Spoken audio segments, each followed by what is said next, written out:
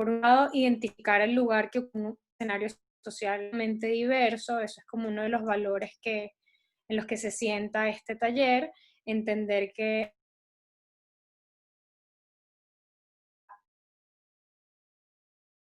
al otro lado, conocer la desigualdad social que nos rodea, es decir, no solamente somos muy distintos entre todos, sino que además hay unos grupos que tienen acceso a unos beneficios que no tienen acceso. Y finalmente, explorar mi misión a favor de la justicia. El taller es un modelo o sigue un modelo pedagógico y un poco quería explicarles de dónde viene el modelo. Eh, yo creo que mi generación y quizá algunos de ustedes también se pueden identificar con un estilo pedagógico en donde se esperaba que el contenido que recibíamos en las aulas de clase fuera recitado tal cual y no fuera cuestionado, y los currículums estaban como repletos de como unos cánones particulares que respondían a grupos de poder. Eso es lo que Freire llamaba la educación bancaria, y este modelo, o el ejercicio que vamos a hacer hoy, se para desde un lugar de pedagogía crítica, un estilo de educación en el que lo que queremos es inspirar el cuestionamiento del status quo y mover para la transformación social, ¿no? Los aprendices se convierten en agentes para el cambio. Entonces, esto no es solamente una acción como de incorporar conocimientos, sino que también quiero que al final del taller se sientan inspirados a actuar. Ok. La pedagogía para privilegiados es un modelo particular que propone Ann Curry Stevens. ¿De dónde sale? Bueno, sale un poco de esto que les comentaba de la pedagogía crítica. Hay unos grupos sociales que se dan cuenta, la educación es un vehículo para la opresión en la medida que continuemos invisibilizando grupos y culturas. Tenemos que dejar de hacer eso. Quien se los mencioné anteriormente tiene una propuesta que se llama la pedagogía del oprimido, en donde básicamente queremos eh, hablarle a las poblaciones que han sido sistemáticamente oprimidas e invisibilizadas e inspirarlos para asumir poder. Pero Ann Curry Stevens lo que va a decir es, bueno, tenemos estos dos polos, le estamos hablando a los oprimidos, pero quizá hay que hablarle también a los privilegiados, y eso tiene unos retos particulares. Bell Hooks también es pedagoga, feminista, afroamericana. Ella habla también de lo importante que es incorporar a los más favorecidos en la transformación social, que finalmente para romper la rueda, para modificar el sistema, todos tenemos que estar involucrados, todos tenemos un lugar. Eh, yo no sé si ustedes han vivido particularmente o personalmente como el impacto de les digan como, bueno, ¿qué vas a saber tú si tú nunca has vivido esto? Pero eso también es algo a lo que he estado expuesto, a lo que estuvieron unas críticas que también recibieron un montón de otros justicieros sociales, ¿no? Gandhi era un tipo que venía de una familia muy privilegiada, con dinero, buena estima o estatus social en donde creció. Martin Luther King también fue considerado un outsider porque era pastor y tenía un PhD, eso no representaba a la mayoría de la comunidad negra en aquel momento. El movimiento pro sufragio en Estados Unidos y en Inglaterra lo llevaron mujeres blancas de alta alcurnia. Entonces, con esto lo que les quiero decir es que, por supuesto, que hay mucho que se puede hacer por las causas populares, incluso cuando nos ubicamos en algunos lugares de privilegio, ¿no? Ann Curry Stevens lo que dice es, para el oprimido puede ser muy fácil hablar de desigualdad social, esto como entre comillas, pero dice, bueno, tú agarras a un oprimido y le dices, mira lo que está ocurriendo, y eso va a resonar con su propia vida y va a resonar con sus propias heridas, las injusticias que no quieren que cese, y va a ser mucho más fácil moverlos a la acción. Y dice el privilegiado no tanto. Cuando hablamos con gente privilegiada puede haber resistencia, puede haber negación, y eso es algo que hay que atender en el modelo para poder hacer que nos movamos en la misma dirección. Entonces el objetivo de este taller, convencerlos o mostrarles que hay desigualdad social. Yo estoy asumiendo que si ustedes mostraron interés en este taller, es porque lo ven, porque esto es algo que los mueve, que es algo que sienten, pero es importante que todos nos eduquemos y que todos estemos preparados para que el día sigamos por alguien que diga que no hay desigualdad social, porque ya todos tenemos derecho al voto, para estar preparados para mostrar, porque aunque estamos viviendo mucho menos desigual el mundo que era, todavía diferencias graves, en unas cosas que hay que hacer. Entonces, la, cuando hay grupos que tienen acceso diferencial, significativamente diferencial, a, por ejemplo, beneficios, servicios, derechos,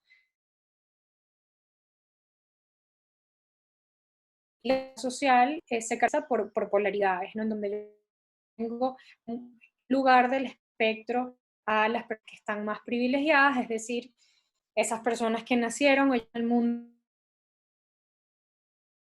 eso es favorable, positivo, esos beneficios, derechos, etcétera. Y por tengo a las personas que vamos a llamar los oprimidos, que no tienen acceso a esos beneficios y por lo tanto terminan marginalizados, discriminados, explotados, maltratados. Eh, es importante entender que esto es una característica que es estructural, ¿no? Un poco esto que les digo de yo llegué al mundo y estas eran las condiciones que estaban establecidas.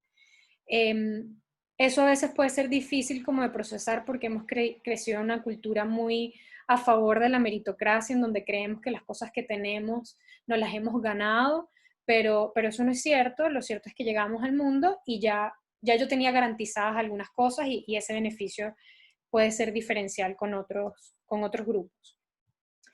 Entonces, tanto el privilegio como la opresión, de manera...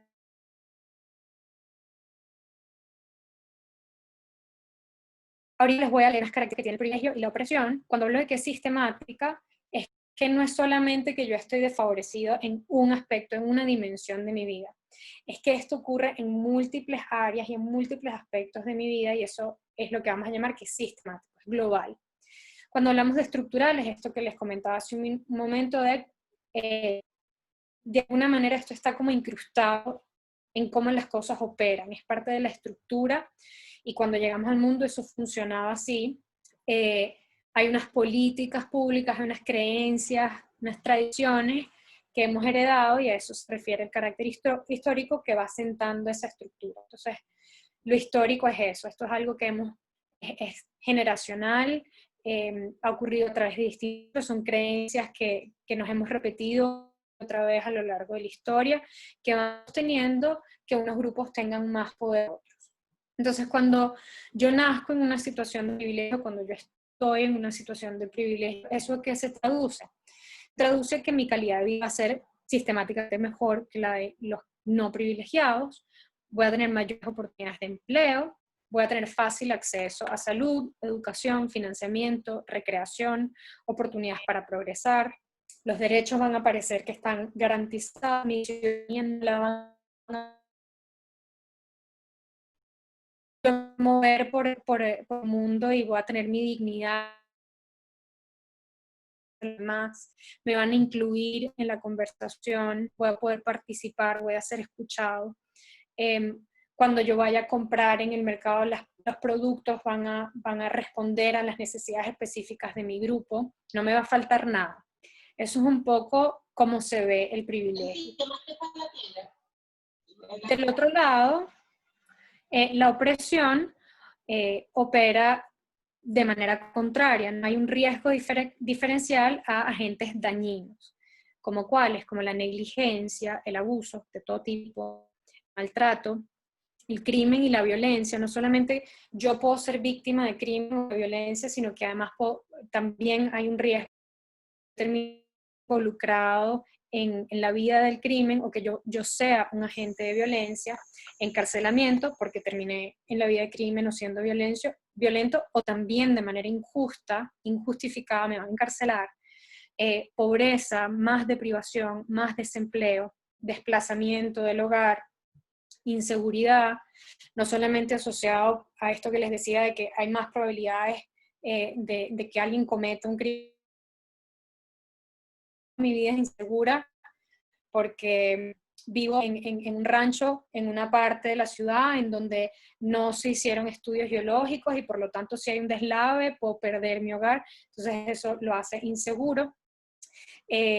Voy a ser excluido, no me van a tomar en cuenta, me van a discriminar, la gente va a aplicar estereotipos negativos cuando me vea, y problemas de acceso, donde los privilegiados fácilmente acceden a salud, educación, vivienda, transporte, y las personas oprimidas, los grupos oprimidos van a tener dificultad para acceder a estos beneficios. Ok, como les digo, no estoy tratando como de convencerlos de que estamos en un mundo desigual, yo estoy contando con que eso ustedes lo ven, pero les quiero mostrar algunos ejemplos para visibilizar eso. Por ejemplo, una de cada 5 mujeres, donde cada uno de cada 71 varones serán violados en su vida. Eso es una diferencia marcada entre mujeres y varones y nos está mostrando una vulnerabilidad que es especial. Es 5 veces a una persona de raza blanca, aun cuando hay muchas menos personas negras que blancas, ¿no? Entonces, de nuevo, una diferencia especial. Es 12% más probable que las familias con miembros discapacitados sean pobres que si en tu casa no hay un miembro discapacitado, 12% más probable que tu familia no tenga problemas de pobreza. Lo que yo les estoy mostrando son datos aislados. Para yo demostrar que esto es sistemático, yo tendría que, por ejemplo, decir, bueno, no solamente las mujeres son más violadas sistemáticamente o especialmente más significativamente más probable que las violen, sino que además qué pasa con el trabajo, qué pasa con su dinero, qué pasa con sus oportunidades de ascenso social, de educación. Y cuando yo voy viendo que hay múltiples dimensiones o áreas de las vidas de las mujeres en donde están en una condición desfavorable frente a los varones, ahí voy mostrando el problema complejo y sistemático de la opresión de ese grupo. Hay otra cosa que les quiero mostrar con estos ejemplos. Hay un terapeuta de familia que propone un concepto que se llama multiproblematicidad, que opera por un principio multiplicativo, en donde básicamente dice, una vez que yo tengo un problema ya no es uno, son dos, y una vez que son dos, ahora son 4, y luego serán 16, y así. Entonces, eso les quiero mostrar, porque fíjense, y así también funciona la opresión. Esa mujer de 5 que fue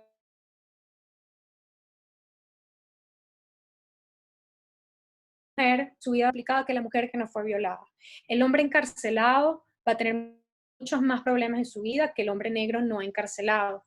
La familia con un discapacitado en pobreza va a tener significativamente más problemas que la familia discapacitada que no está en pobreza. Entonces, lo que les quiero mostrar es cómo esto de alguna manera se va encadenando una cosa con la otra y va haciendo que los problemas compliquen cada vez más la vida de estas personas y de estos grupos. Entonces, podríamos hablar de ejes de opresión, ¿no? En donde, por ejemplo, el género es un eje de opresión,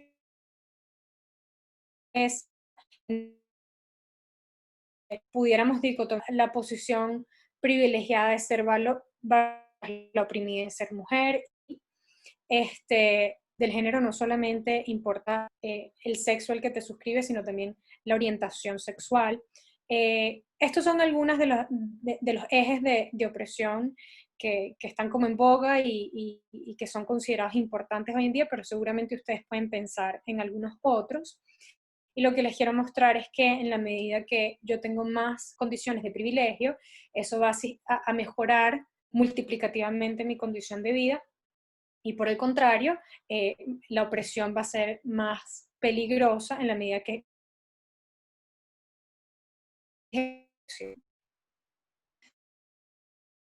esto no pudiera hablar de un grupo de privilegiados versus un grupo absoluto de oprimidos. No, no porque cada uno, nosotros tenemos múltiples identidades sociales y nos podemos explicar como privilegiados ejes y como ¿sí?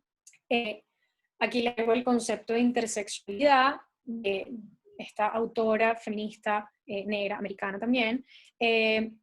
Con ese concepto nos explica, hay múltiples dimensiones de opresión que van transando, se van intersexando y pueden ir generando capas y capas y capas de opresión.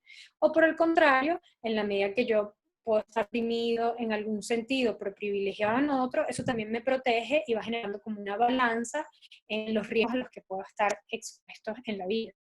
Lo que sí es claro es que no es lo mismo, por ejemplo, ser una mujer negra, lesbiana, discapacitada y pobre, a ser un hombre discapacitado, pero rico, con buen estatus social, etc., ¿no? Eso por un lado. Y el otro concepto que les traigo no es como muy propio de este cuerpo teórico, viene como de la suficiencia, que ver con la inconmensurabilidad, y a lo que responde ese concepto es que cuando tú tienes cuerpos teóricos, es decir, dos discursos que parten de lenguajes diferentes, esos lenguajes a veces pueden ser difíciles, bueno, no, son imposibles, son inconmensurables, no los puedo comparar. Y como no los puedo comparar, no puedo establecer cuál es peor o mejor. Entonces, yo esto un poco lo que quiero es llevarlo a cuando tenemos grupos que tienen experiencias que son diferentes, que son esencialmente distintas, a veces son intraductibles y no podemos establecer si, por ejemplo, tu opresión es peor que la mía. Eso tiene como unos límites. Yo lo que les quiero mostrar es que tenemos que reconocer que hay unas experiencias de opresión que son sencillamente intraductibles y que el otro no va a poder entender. Que eso no necesariamente lo que quiero, bueno, esto lo vamos a ver más adelante, pero lo que no quiero tampoco es que se crea que entonces es imposible decir que hay unas opresiones que son más graves que otras. Pero les pongo un ejemplo. Para mí, como mujer, una de las cosas que se me ha hecho bastante difícil explicarle a los hombres es el catcalling y por qué eso puede ser inadecuado o peligroso para una mujer, ¿no? Y un día explicándoselo a alguien me di cuenta que aunque pudiera como traer como muchos ejemplos que pudieran armar como un rompecabezas para esta persona, como que no daba, y claro, luego yo pensé, si ha sido sistemáticamente protegido por su género, por su tamaño, por su color de piel, de algo parecido, quizás nunca va a experimentar un paralelo a esto. Entonces,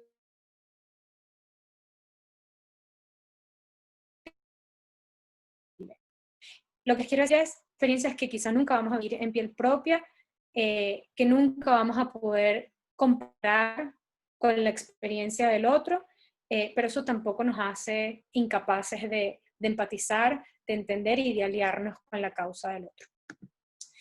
Entonces ahora vamos a empezar con la parte más reflexiva del taller. Aquí es el momento que quiero que empiecen a traer como a la conciencia los aspectos de su propia identidad. Cuando hemos ido hablando de los ejes de opresión, en cuáles se ubican ustedes? ¿Cómo definen ustedes su identidad? ¿Cuáles son las cosas que la gente asumen de ustedes? ¿Cómo ha sido su historia de vida? La herencia, su familia, de dónde viene. Traigan un poquito a conciencia pues esos recuerdos de cómo han crecido, a qué grupos han decidido afiliarse. Ok. Ahora vamos entonces con el primer bloque de preguntas, ¿no?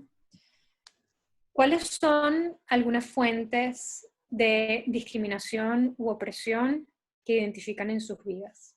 Para quienes están viendo la grabación, se pueden tomar el tiempo de pararlo y responder lentamente estas preguntas. Y para los que lo están viendo en vivo, yo lo que les recomiendo es que luego revisiten estas preguntas. ¿Qué cosas han causado dificultades y sufrimiento en sus historias personales y en las de su familia? ¿Qué recuerdos tienen de haber sido excluidos o maltratados por prejuicios negativos contra ustedes? ¿A qué riesgos han estado expuestos?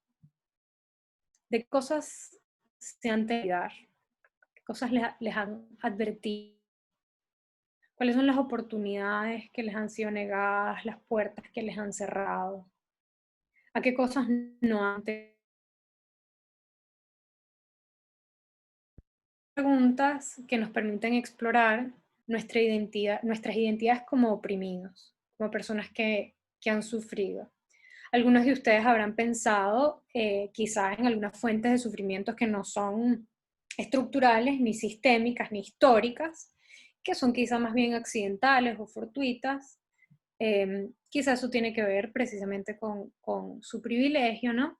Pero en cualquier caso, esto es un buen ejercicio para conectar con la condición humana, con el hecho de que todos sufrimos, todos hemos estado expuestos a sufrimiento, eh, y eso nos permite también comunicarnos con el sufrimiento de los demás. No es cierto que para entender el sufrimiento del otro lo tengo que vivir en piel propia. Aprendernos a todos como sujetos capaces de sufrir, sujetos que duelen, es una vía de comunicación y de unión, ¿no? De alianza. Siguiente ejercicio. Bueno, no les dije, pero todo lo que vean en la presentación subrayado son links que pueden visitar después para quienes quieran tener acceso a más información sobre este tema. Peggy McIntosh, ella es una autora feminista blanca, americana, nos trae como una serie de preguntas o de afirmaciones para ver cómo el privilegio, ¿no? Ella se pregunta cuáles son algunos impactos cotidianos del privilegio de ser blanca en mi vida. Eso es lo que van a encontrar en ese texto, ¿no? Pero así como ser blanco, quizá alguien de los que me está escuchando no es blanco, pero es heterosexual o es clase alta. Entonces se pueden hacer esta misma pregunta para cada uno de los ejes de privilegio en los que se ubicaron.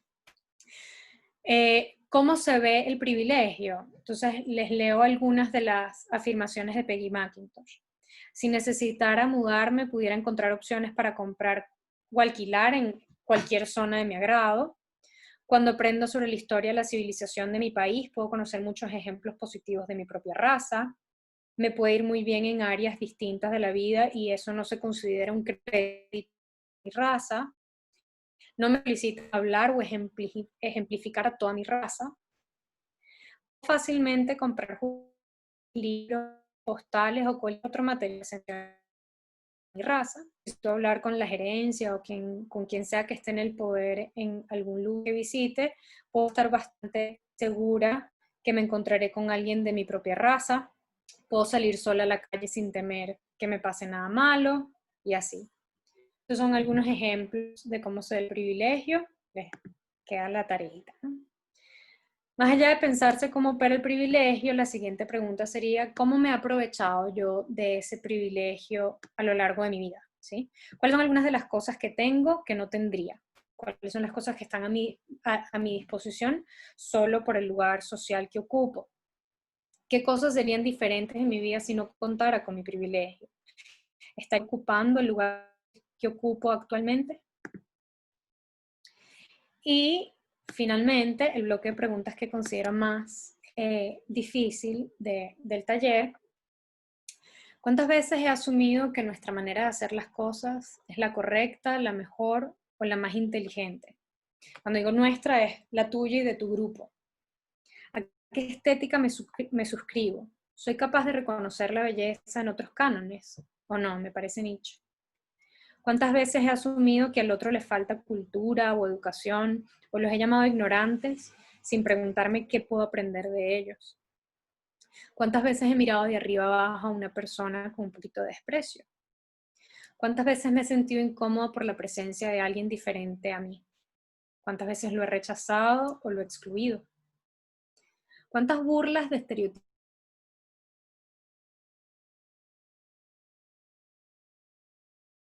las desventajas de los demás para avanzar en mi campo? ¿Cuántas veces he pensado, pobrecitos, ellos no pueden solos? Mi ayuda es lo más importante que pueden recibir. ¿Cuántas veces he participado en la conversación por cuidar primero mi imagen moral pública? Déjame postear esto en redes sociales para que la gente vea que yo... Creo que esta es la parte, el set de preguntas que puede ser más difícil porque nos conecta con nuestra identidad como opresores, ¿no? ¿Cuántas veces he sido no solo cómplice, sino un agente activo de un sistema de opresión que permite mi avance al costo del deterioro de otros grupos, de su